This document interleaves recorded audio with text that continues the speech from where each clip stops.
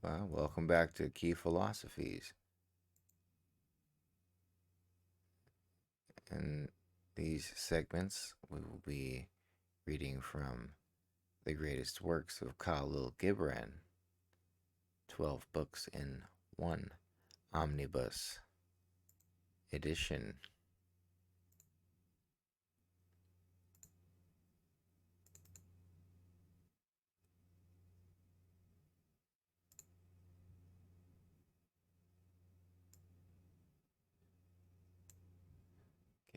Get a view of that. The first book of the 12 is called The Prophet. It was suggested to me by an old friend.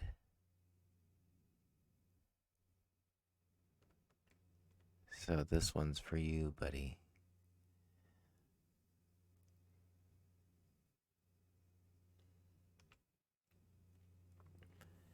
The Prophet, Al-Mustafa, the chosen and the beloved, who was a dawn unto his own day, had waited 12 years in the city of Opheles for his ship that was to return and bear him back to the isle of his birth. And to the 12th year, on the 7th day of Lilul, the month of reaping, he climbed the hill without the city walls and looked seaward. And he beheld his ship coming with the mist. Then the gates of his heart were flung open, and his joy flew far over the sea. And he closed his eyes and prayed in the silences of his soul. But as he descended the hill, a sadness came upon him, and he thought to his heart, how shall I go in peace and without sorrow? Nay, not without a wound in the spirit shall I leave this city. Long were the days of pain I have spent within its walls, and long were the nights of loneliness. And who can depart from his pain and his loneliness without regret? Too many fragments of the spirit have I scattered in these streets.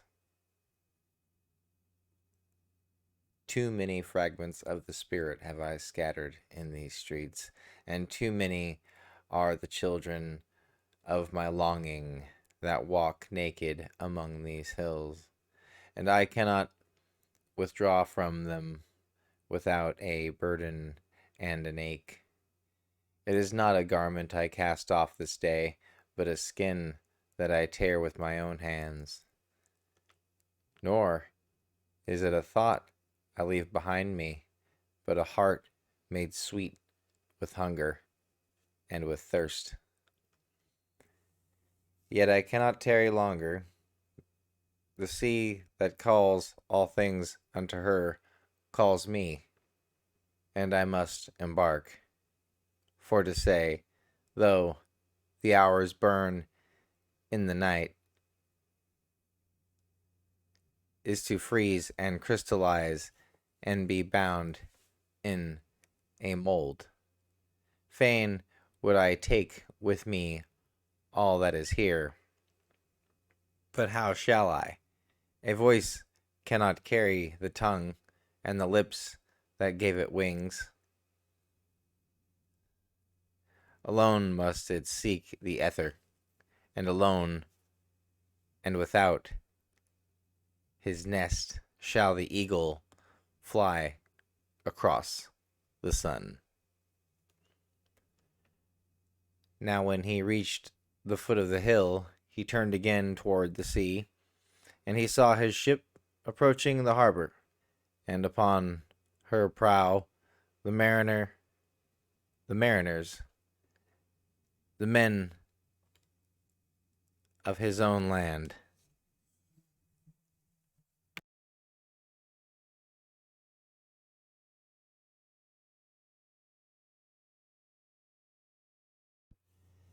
And his soul cried out to them, and he said, Sons of my ancient mother, you riders of the tides, how often have you sailed in my dreams? And now you come in my awakening, which is my deeper dream. Ready am I to go, and my eagerness with sails full set awaits the wind. Only another breath will I breathe in this still air, only another loving look cast backward. And then shall I stand among you, a seafarer among seafarers. And you, vast sea, sleeping mother, who alone are peace and freedom to the river and the stream. Only another winding will this stream make, only another murmur in this glade.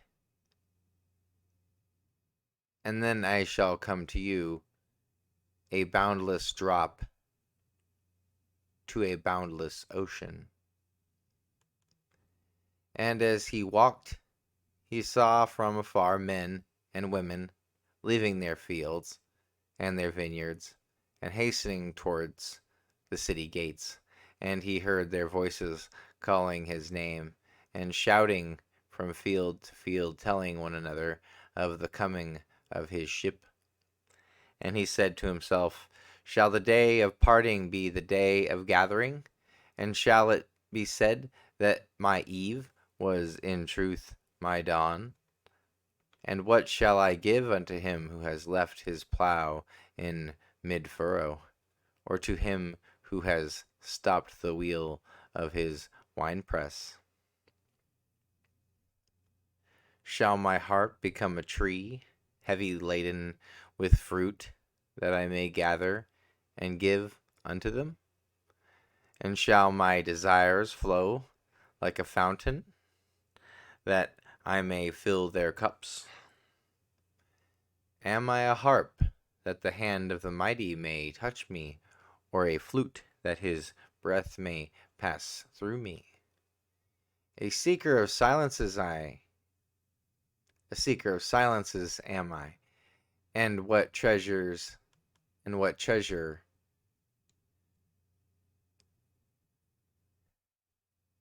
have I found in silences, that I may dispense with confidence? If this is my day of harvest, in what fields have I sowed the seeds, and in what unremembered seasons? If this indeed be the hour in which I lift up my lantern, it is not my flame that shall burn therein. Empty and dark shall I raise my lantern, and the guardian of the night shall fill it with oil, and he shall light it also.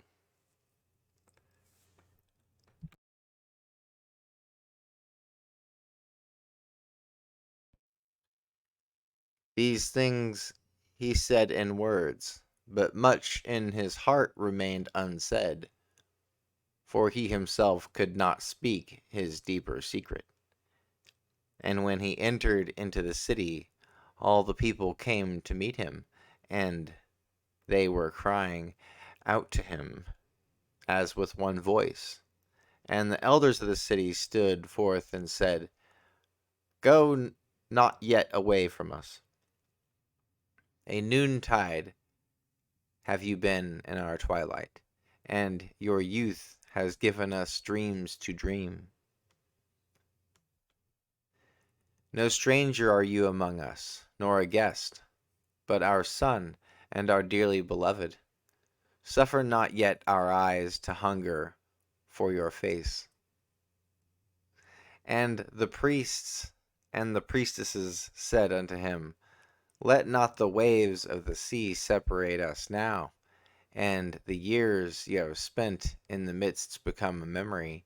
You have walked among us a spirit, and your shadow has been a light upon our faces. Much have we loved you, but speechless was our love, and with veils has it been veiled.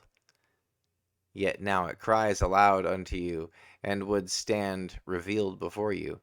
And ever has it been that love knows not its own depth until the hour of separation. And the others came also and entreated him, but he answered them not. He only bent his head, and those who stood near saw his tears falling upon his breast. And he and the people proceeded toward the great square before the temple.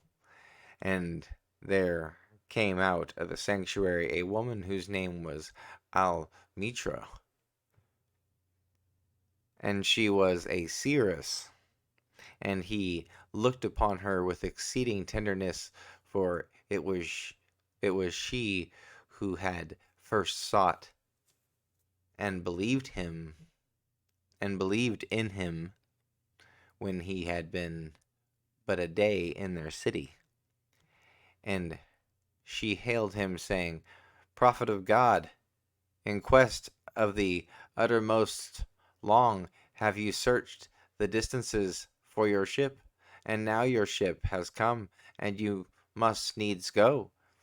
Deep is your longing for the land of your memories and the dwelling places of your greater desires, and our love would not bind you, nor our needs hold you. Yet this we ask ere you leave us, that you speak to us and give us of your truth, and we will give it unto our children, and they unto their children, and it shall not perish. In your aloneness you have watched with our days, and in your wakefulness you have listened to the weeping and the laughter of our sleep, and therefore disclose us to ourselves, and tell us all that has been shown you of that which is between birth and death. And he answered, People of Orphalese, of what can I speak, save of which is even now moving within your souls? When said Almitra, Speak to us of love. And he raised his head and looked upon the people, and there fell a stillness upon them, and with a great voice he said, When love beckons to you, follow him, though his ways are hard and steep, and when his wings enfold, you yield to him. Though the sword hidden among his pinions may wound you. And when he speaks to you, believe in him, though his voice may shatter your dreams, as the north wind lays waste the garden. For even as love crowns you, so shall he crucify you. Even as he is for your growth, so is he for your pruning. Even as he ascends to your height and caresses your tenderest branches that quiver in the sun, so shall he descend to your roots and shake them in their clinging to the earth. Like leaves of corn he gathers you unto himself. He threshes you to make you naked. He sifts you to free you from your husks. He grinds you to whiteness. He kneads you until you are pliant.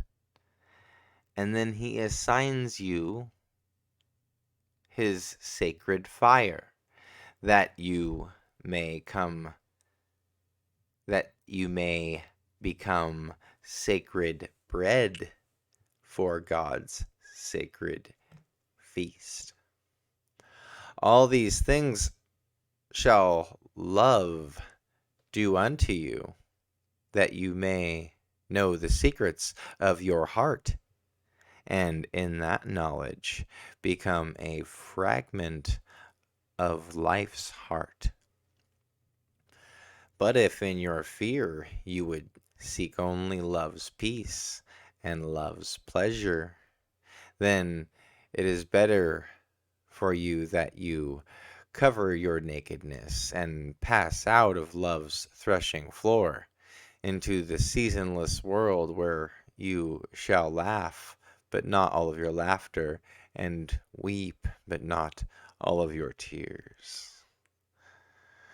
Love gives not but itself, and takes not but from itself. Love possesses not, nor would it be possessed, for love is sufficient unto love. When you love, you should not say, God is in my heart, but rather, I am in the heart of God. And think not you can direct the course of love, for love, if it finds you worthy, directs your course. Love has no other desire but to fulfill itself. But if you love and must needs have desires, let these be your desires: to melt and be like a running brook that sings its melody to the night, to know the pain of too much tenderness,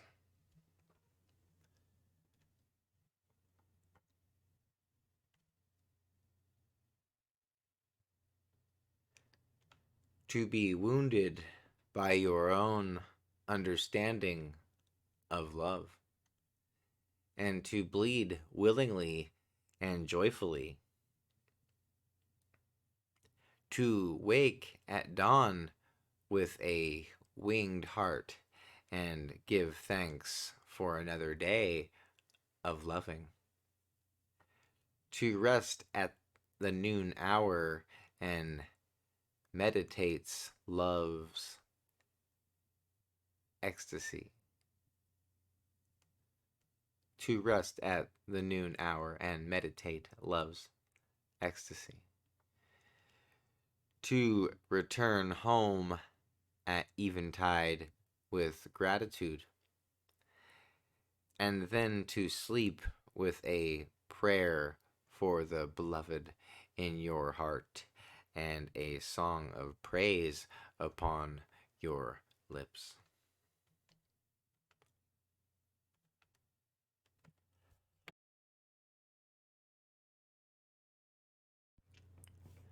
Then Almitra spoke again and said, And what of marriage, master?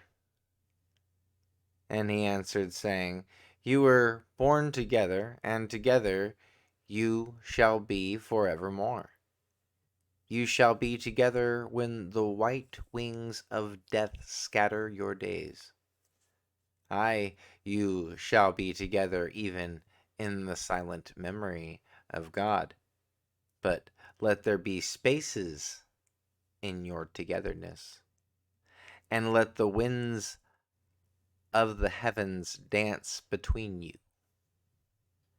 Love one another, but make not a bond of love. Let it rather be a moving sea between the shores of your souls. Fill each other's cup, but drink not from one cup. Give one another of your bread, but eat not from the same loaf. Sing and dance together and be joyous, but let each one of you be alone.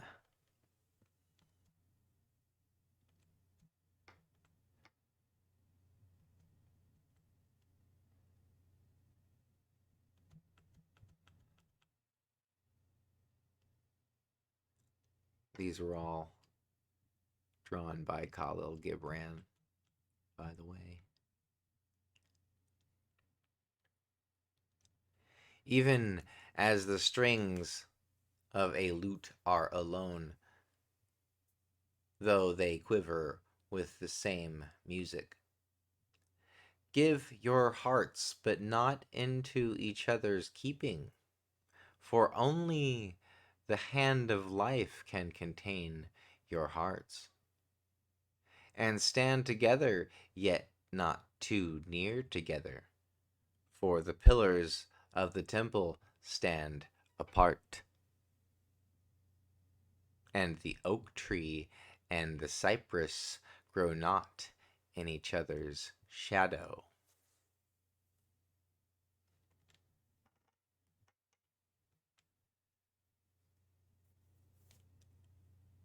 And a woman who held a babe against her bosom said, "Speak to us of children." And he said, "Your children are not your children. They are the sons and daughters of life's longing for itself, and they come through you, but not from you. And though they are with you, yet they belong not to you. You may give them your love, but not your thoughts, for they have their own thoughts. You may house their bodies, but not their souls, for their souls dwell in the house of tomorrow, which you cannot visit, not even in your dreams. You may strive to be like them, but seek not to make them like you. For life goes not backward, nor tarries with yesterday.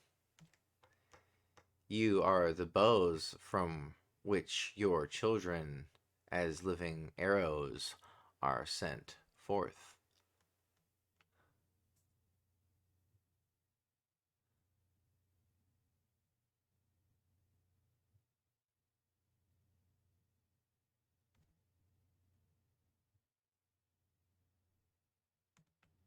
The archer sees the mark upon the path of the infinite, and he bends you with his might, that his arrows might go swift and far.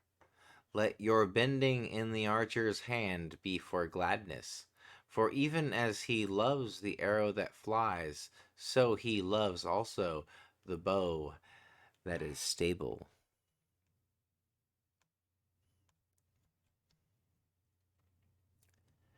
Then said the rich man, "Speak to us of giving." And he answered, "You give but little when you give of your possessions. It is when you give of yourself that you truly give. For what are your possessions but things you keep and guard for fear you may need them tomorrow? And tomorrow, what shall tomorrow bring to over prudent dog burying bones in the trackless sands as he follows the pilgrims to the holy city? And what is fear of need but need itself? Is not dread of thirst when your well is full the thirst that is unquenchable? There are those who give little of the much which they have, and they give it for recognition, and their hidden desire makes their gifts unwholesome. And there are those who have little but give it all. These are believers in life and the bounty of life, and their coffer is never empty.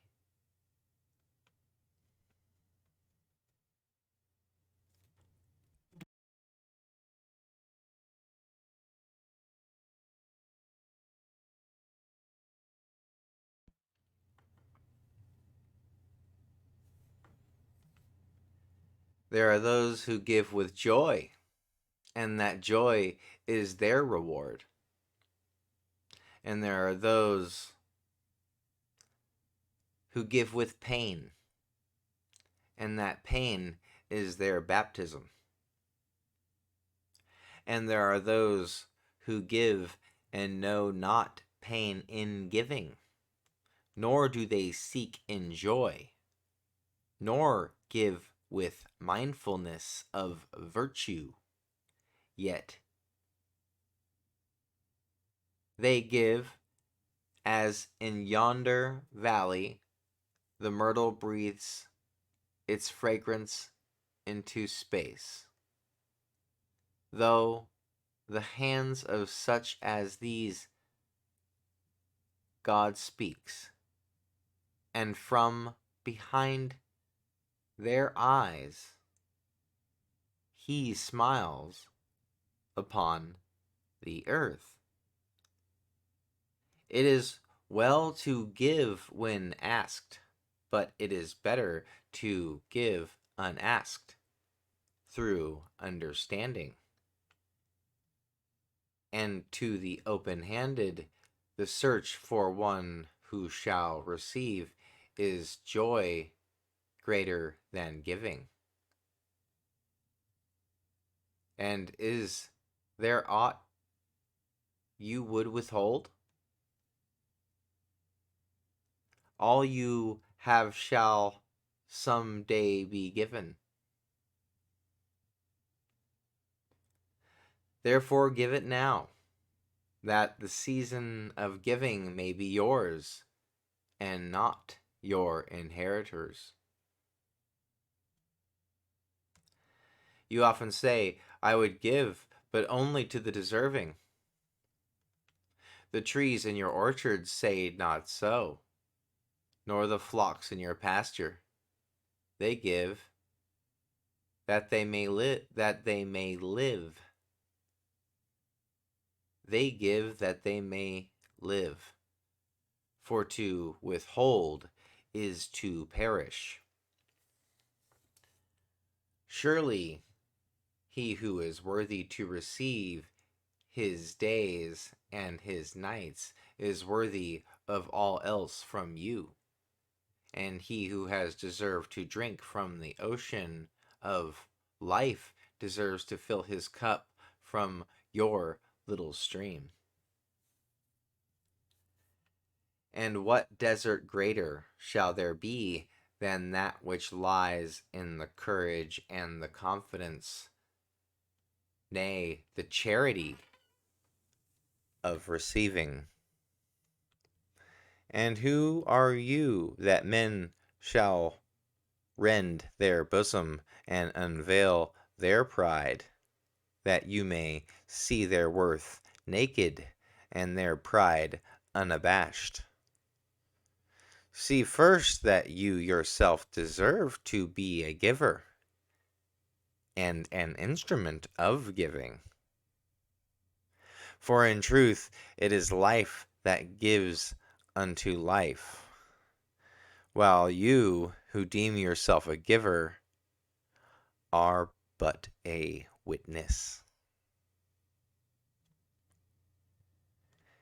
And you receivers, and you are all receivers, assume no weight of gratitude, lest you lay a yoke upon yourself and upon him who gives, Rather, rise together with the giver on his gifts as on wings. For to be over mindful of your debt is to doubt his generosity, who has the free hearted earth for mother and God for father.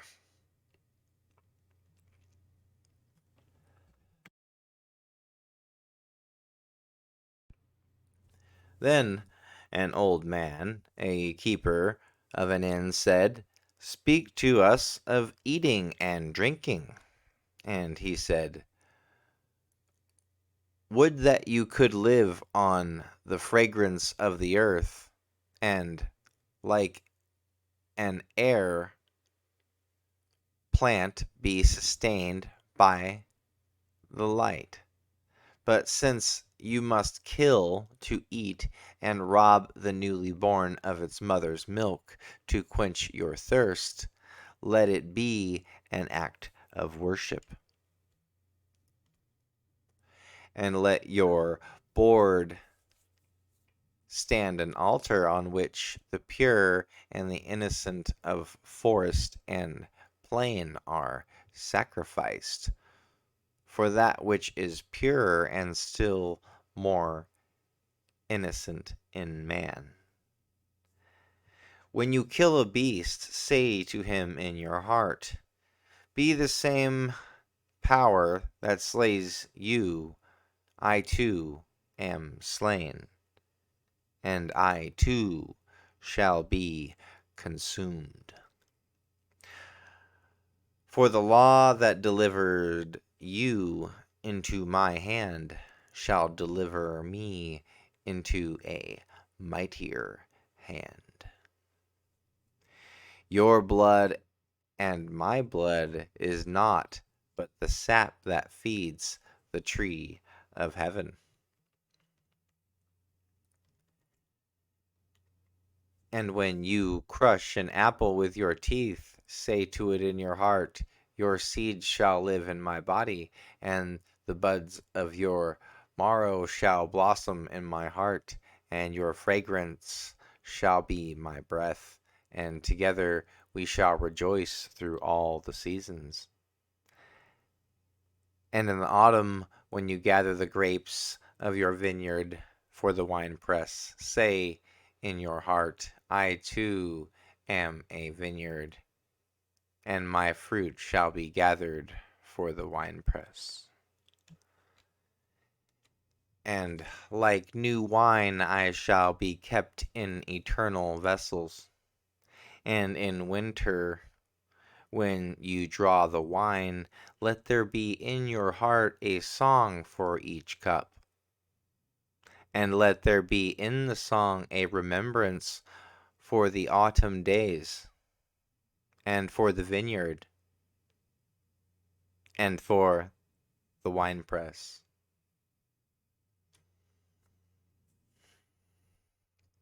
Then a plowman said, "Speak to us of work." And he answered, saying, "You work that you may keep pace with the earth and the soul of the earth. For to be idle is to become a stranger unto the seasons, and to step out of life's procession that marches in majesty and proud submission towards the infinite. When you work, you are a flute through whose heart is whispering out the hours turns to music, which of you would be a reed, dumb and silent, when all else sings together in unison? Let's see. Let me read that again. Which of you would be a reed, dumb and silent, when all else sings together in unison? So blind to it. Always you have been told that work is a curse and labor a misfortune. But I say to you that when you work, you fulfill a part of earth's furthest dream, assigned to you when that dream was born. And in keeping yourself with labor, you are in truth loving life. And to love life through labor is to be intimate with life's inmost secret.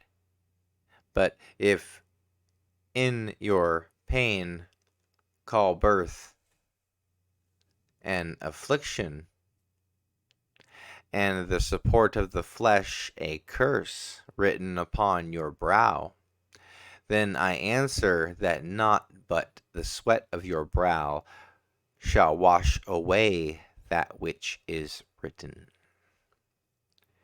You have been told also that life is darkness, and in your weariness you echo what is said by the weary. And I say that life is indeed darkness, save when there is urge, and all urge is blind, say when there is knowledge, and knowledge is vain, save when there is work, and all work is empty, save when there is love. And when you work with love, you bind yourself to yourself and to one another and to God. And what is it to work with love? It is to weave the cloth and threads drawn from your heart, even as if your beloved were to wear that cloth. It is to build a house with affection, even as if your beloved were to dwell in that house. It is to sow seeds with tenderness and reap the harvest with joy, even as if your beloved were to eat the fruit. It is to charge all things your fashion with a breath of your own spirit, and to know that all the blessed dead are standing about you and watching. After I have heard you say, as if speaking in sleep, he who works in marble and finds the shape of his own soul in the stone is nobler than he who plows the soul. And he who seizes the rainbow to lay it on a cloth in the likeness of man is more than he who makes the sandal for our feet. But I say, not in sleep, but in the over wakefulness of noontide, that the wind speaks not more sweetly to the giant oaks than to the least of all the blades of grass. And he alone is great who turns the voice of the wind into a song made sweeter by his own loving. Work is love made visible. And if you cannot work with love, but only with distaste, it is better that you should leave your work and sit at the gate of the temple and take alms for from those who work with joy. For if you bake bread with indifference, you bake a bitter bread that feeds but half of man's hunger. And if you grudge the crushing of the grapes, your grudge distills a poison into the wine. And if you sing as though as angels and love not the singing, you muffle man's ears to the voices of the day and the voices of the night.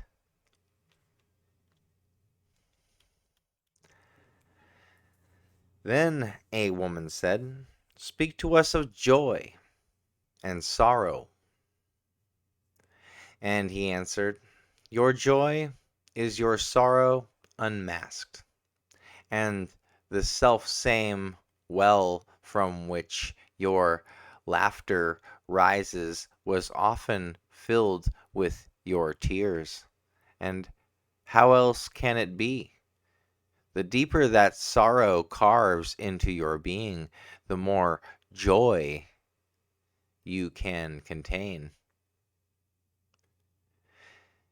Is not the cup that holds your wine the very cup that was burned in the potter's oven? And is not the lute that soothes your spirit the very wood that was hollowed with knives? When you are joyous, look deep into your heart, and you shall find it is only that which has given you sorrow that is giving you joy. When you are sorrowful, look again in your heart, and you shall see that in truth you are weeping for that which has been your delight.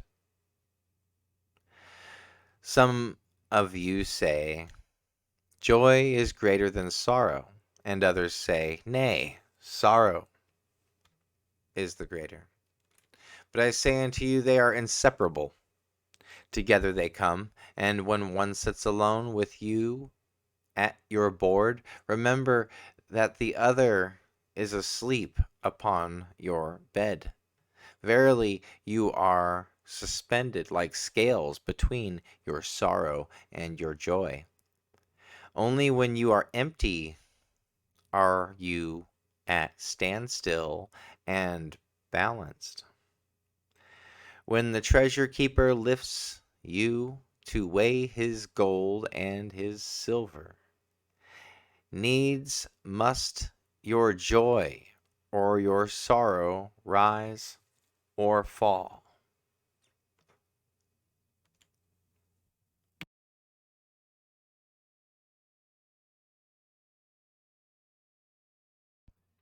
Then a mason came forth and said, speak to us of houses.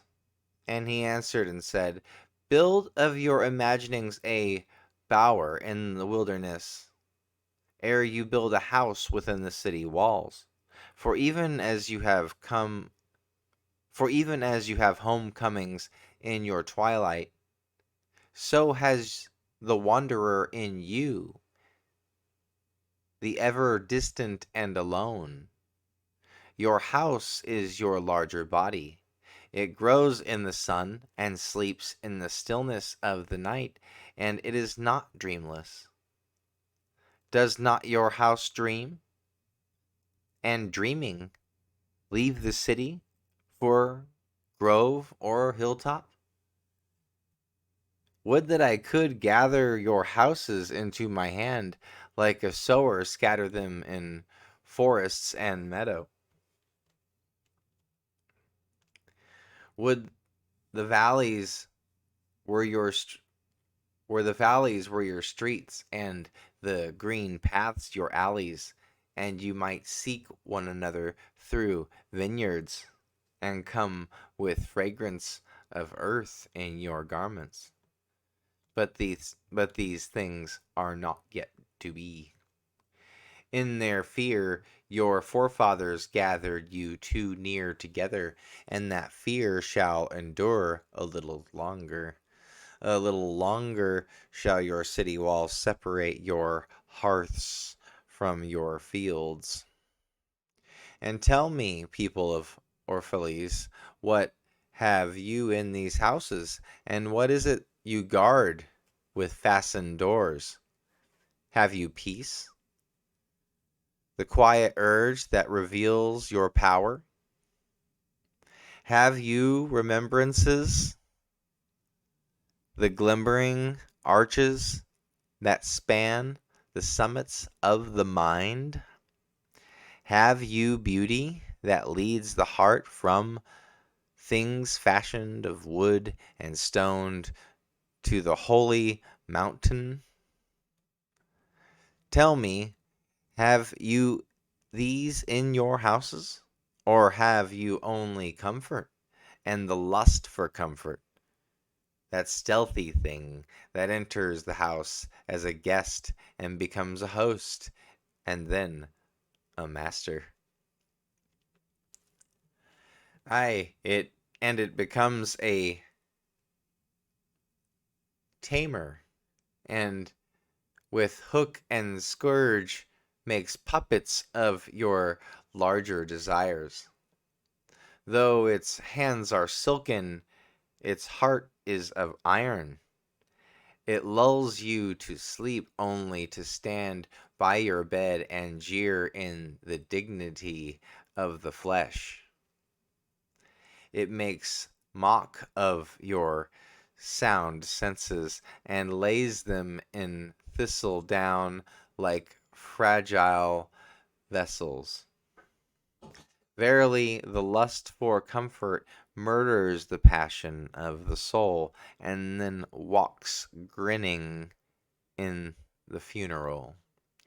But you, children of space, you restless in rest, you shall not be trapped nor tamed.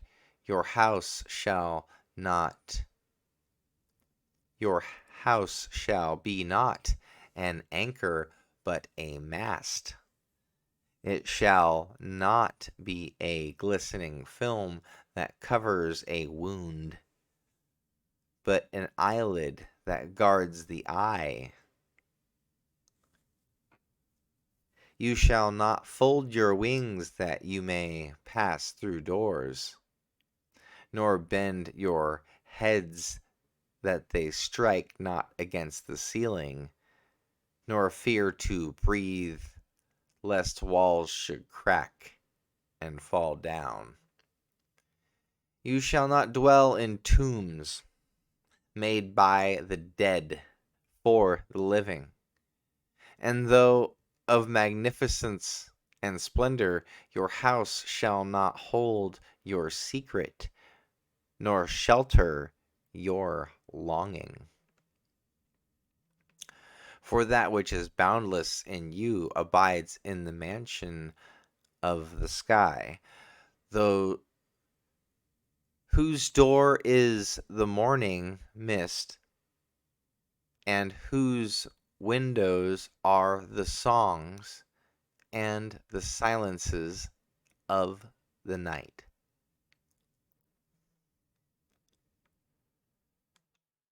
And the weaver said, Speak to us of clothes. And he answered, Your clothes conceal much of your beauty, yet they hide not the unbeautiful.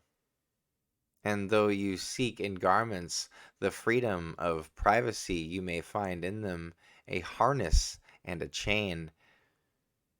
Would that you could meet the sun and the wind with more of your skin and less of your raiment. For the breath of life is in the sunlight, and the hand of life is in the wind. Some of you say, It is the north wind who has woven the clothes that we wear. And I say, Aye, it was the north wind, but shame was his loom, and the softening of the sinews was his thread. And when his work was done, he laughed in the forest. Forget not that modesty is for a shield against the eye of the unclean. And when the unclean shall be no more, what were modesty but a fetter and a fouling of the mind? And forget not that the earth delights to feel your bare feet, and the winds long to play with your hair.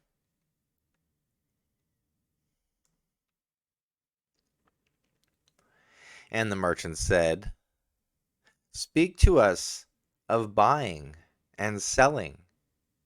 And he answered and said, To you the earth yields her fruit, and you shall not want if you but know how to fill your hands. It is in exchanging the gifts of the earth that you shall find abundance and be satisfied. Yet, unless the exchange be in love and kindly justice, it will but lead some to greed and others to hunger. When in the marketplace, you toilers of the sea and fields and vineyards, meet the weavers and the potters and the gatherers of spices. Invoke then the master spirit of the earth to come into your midst and sanctify the scales and the reckoning that weighs value against value. And suffer not the barren handed to take part in your transactions, who would sell their words for your labor. To such men you should say, come with us to the field, or go with our brothers to the sea and cast your net. For the land and the sea shall be bountiful to you, even as to us. And if there come the singers and the dancers and flute players, buy of their gifts also, for they too are gatherers of fruit and frankincense, and that which they bring, though fashioned of dreams, its raiment and food for your soul. And before you leave the marketplace, see that no one has gone his way with empty hands. For the master spirit of the earth shall not sleep peacefully upon the wind till the needs of the least of you are satisfied. Then one of the judges of the city stood forth and said, speak to us of crime and punishment. And he answered, saying, it is when your spirit goes wandering upon the wind, that you alone and unguarded commit a wrong unto others, and therefore unto yourself. And for that wrong committed must you knock and wait a while unheeded at the gate of the blessed. Like the ocean is your God's self, it remains forever undefiled. And like the ether, it lifts but the wings. And like the ether, it lifts but the winged. The winged. Even like the sun is your God's self. It knows not the ways of the mole, nor seeks it the holes of the serpent. But your God's self dwells not alone in your being, much in you still man, and much in you is not yet man. Excuse me. Much in you is still man, and much in you is not yet man. But a shapeless pygmy that walks asleep in the mist, searching for its own awakening. And of the man in you would I now speak.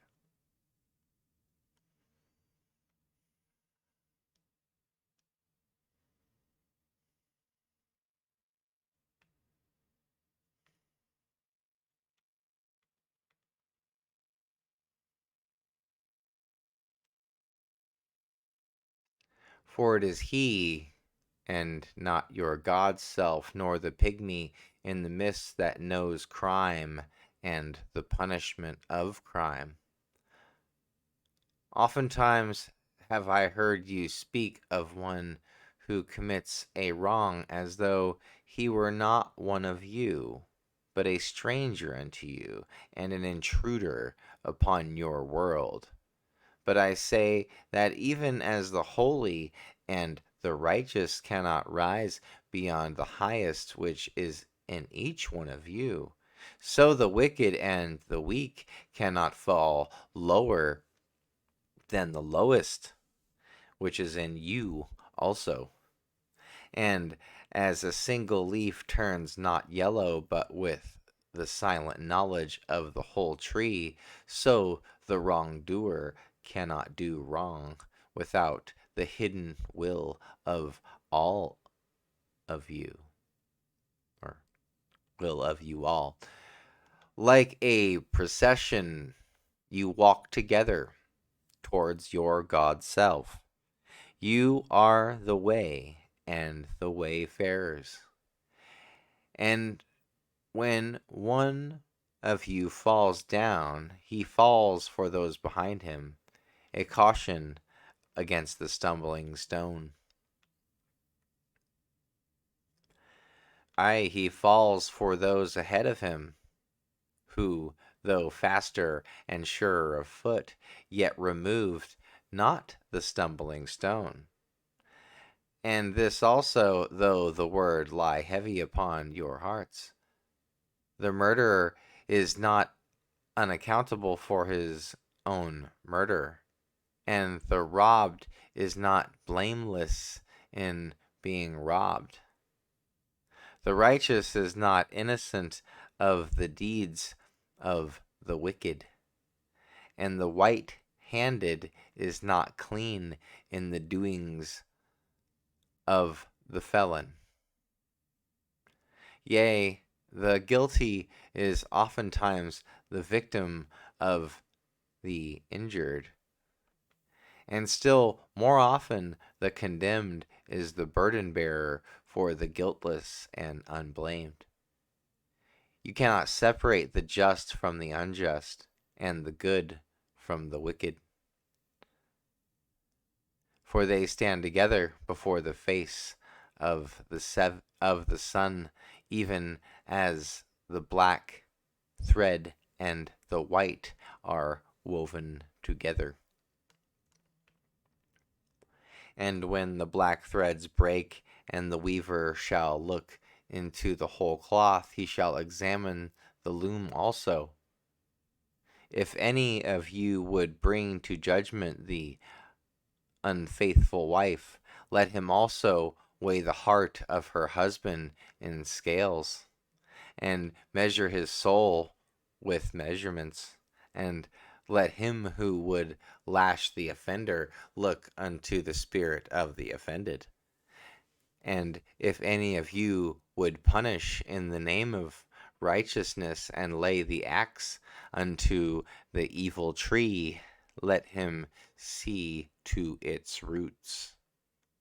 And verily he will find the roots of the good and the bad, and the fruitful and the fruitless, all entwined together in the silent heart of the earth. And you judges who would be just, what judgment pronounce you upon him who, though honest in the flesh, yet is a thief in the spirit?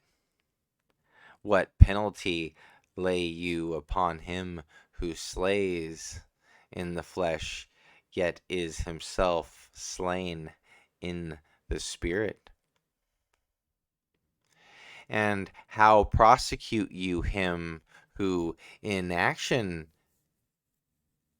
is a deceiver and oppressor, yet who also is aggravated and outraged? And how shall you punish those whose remorse is already greater than their misdeeds? Is not remorse the justice which is administered by the very law which you would fain serve? Yet you cannot lay remorse upon the innocent, nor lift it from the heart of the guilty. Unbidden shall it call in the night, that men may wake and gaze upon themselves. And you who would understand justice, how shall you, unless you look upon all deeds in the fullness of light? Only then shall you know that the erect and the fallen are but one man, standing in twilight between the night of his pygmy self and the day of his God self, and that the cornerstone of the temple is not higher than the lowest stone in its foundation.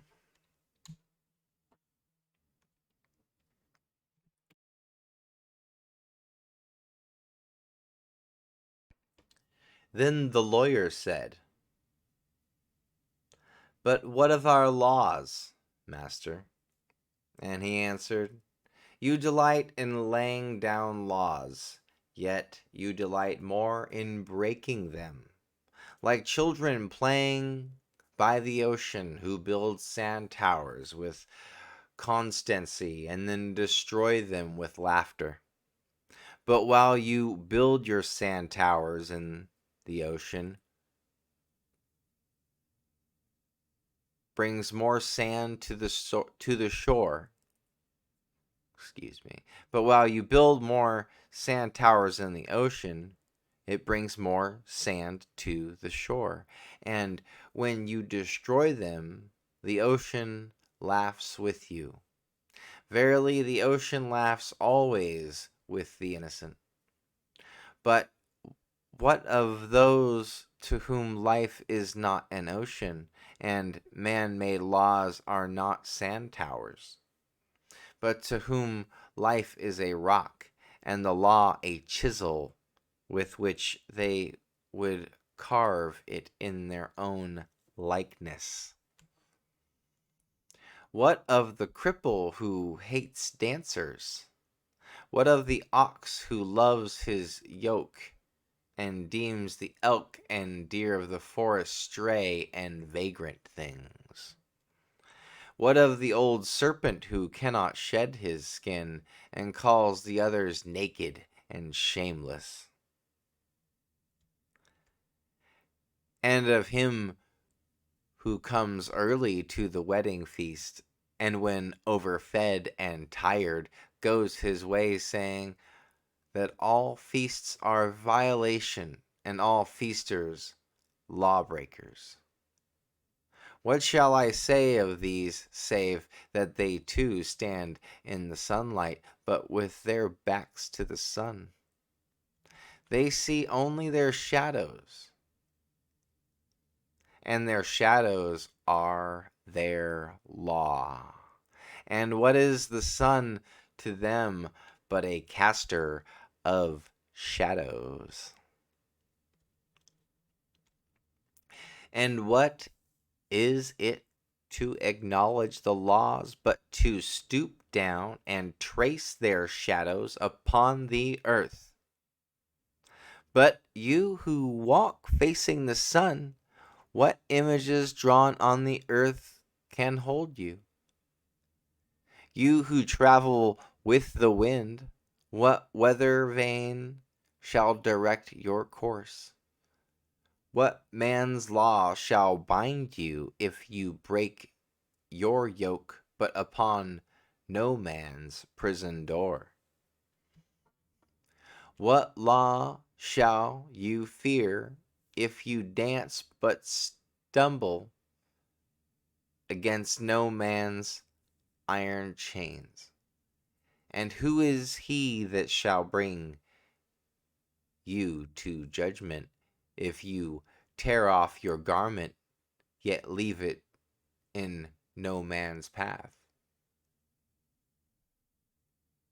People of Orphalese, you can muffle the drum, you can loosen the strings of the lyre, but who shall command the skylark not to sing?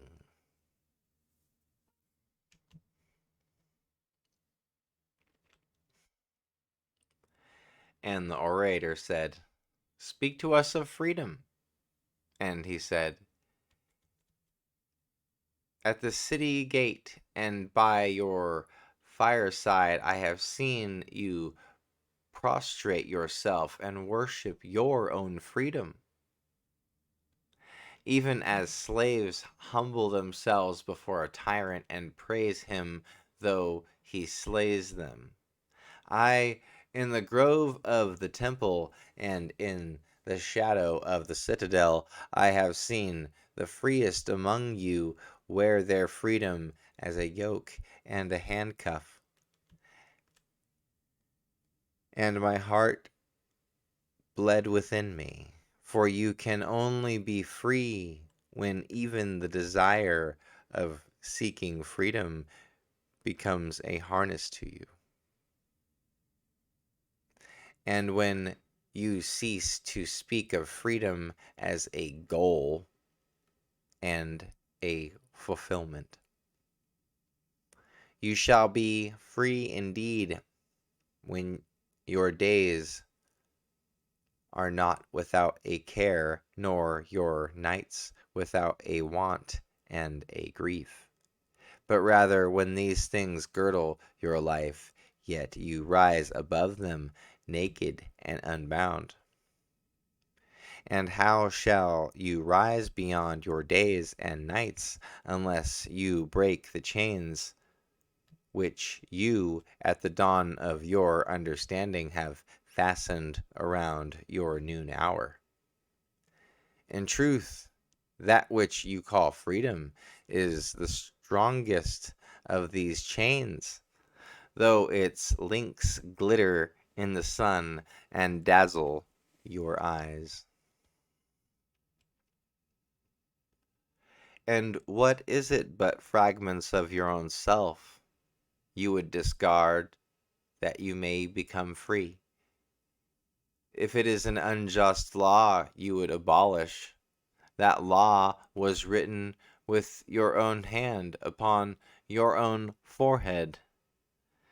You cannot erase it by burning your law books, nor by washing the foreheads of your judges, though you pour the sea upon them. And if it is a despot you would dethrone, see first that his throne erected within you is destroyed.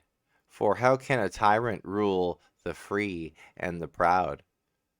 But for a tyranny in their own freedom and a shame in their own pride.